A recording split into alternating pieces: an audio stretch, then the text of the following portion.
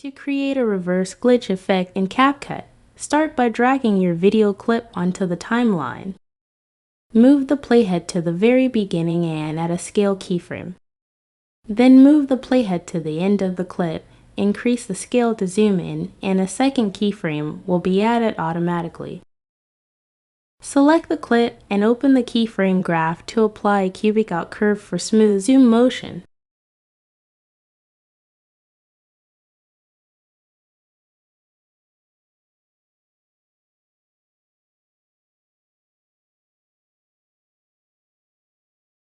Now duplicate it. Click on the duplicated clip and choose Reverse to play it backwards.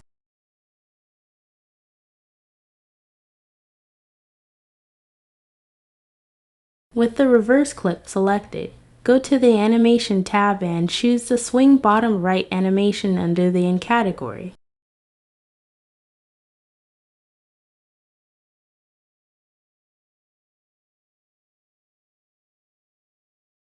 Go to the Effects tab and search for Oblique Blur.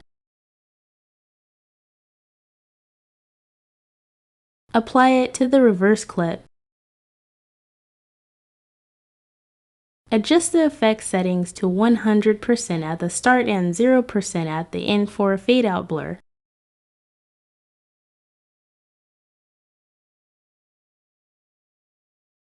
Duplicate the oblique blur effect more times on the same clip to intensify the glitch look.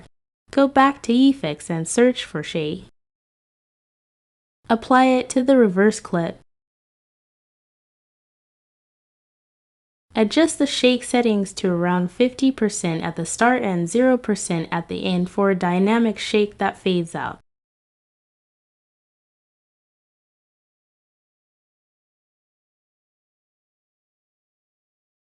Your reverse glitch effect is now complete.